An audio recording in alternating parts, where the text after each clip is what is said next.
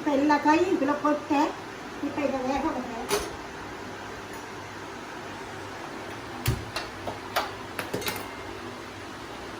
அது வெந்ததுக்கு அப்புறமா அதுக்கு தேவையான அளவு புளி, ஒரு எலுமிச்சங்காய் சைஸ் தான் நான் எடுத்திருக்கேன்.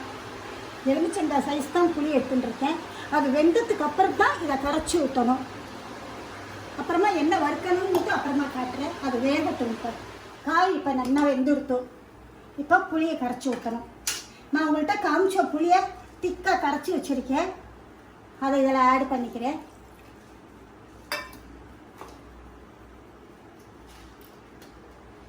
கட்டி பெருங்காயம், மஞ்சப்பொடி,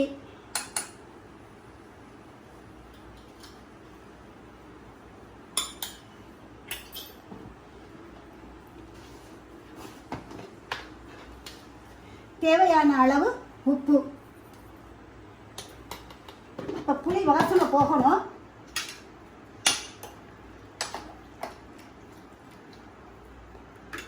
இந்த கூட்டுக்கு சின்ன ஸ்பூனில் 2 ஸ்பூன் கொத்தமல்லி வர, 1 ஸ்பூன் கடலைப்பருப்பு, 5 மிளகா எடுத்துட்டுருக்கேன். இதோட தேங்காயும் வச்சு இதை வறுக்கணும். ஃபஸ்ட்டு ட்ரை ரோஸ்ட் பண்ணினா போகிறோம்.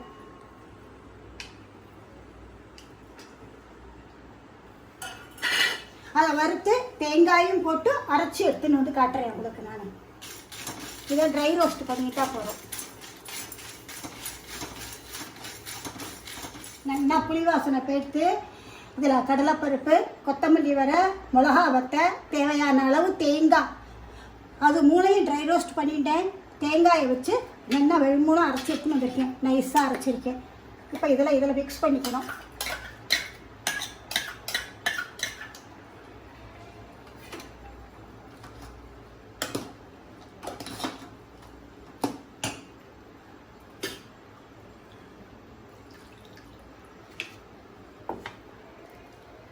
மிக்ஸி அலம்பின தண்ணி அது. எத்தனை தண்ணி வேணுமோ நம்ம அளவுக்கு ஊற்றிக்கலாம். இன்னும் ஊற்றணும்.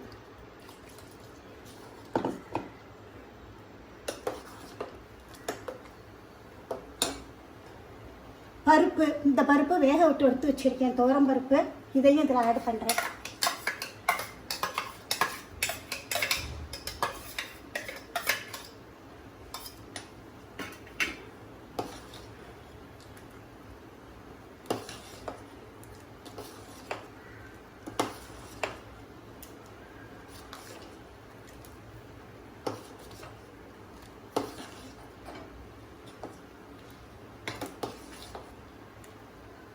ஒரு கொதி வரட்டும், காட்டுறேன்.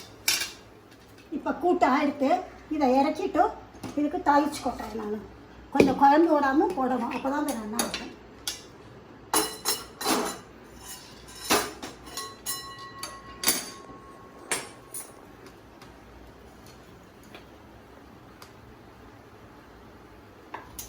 எண்ணெய் காயட்டும். எண்ணெய் காயறது குழம்பு உடக்க போட்டு வறுத்துக்கிறேன் ஃபஸ்ட்டு. அப்புறம் கடுகு வெடிக்க விடுறேன்.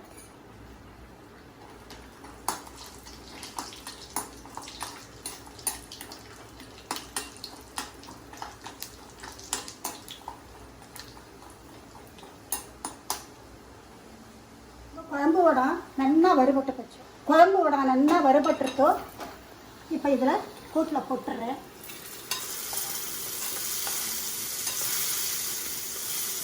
இதே இல்லைன்னா கடுகு ஒடிச்சு எடுத்துக்கலாம்.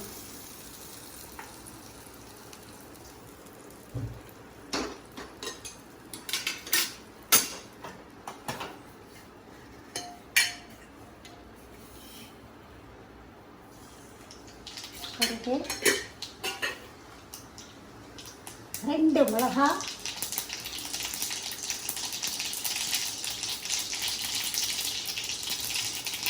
கொஞ்சமாக கருப்பட்டா கருவேப்பிலை,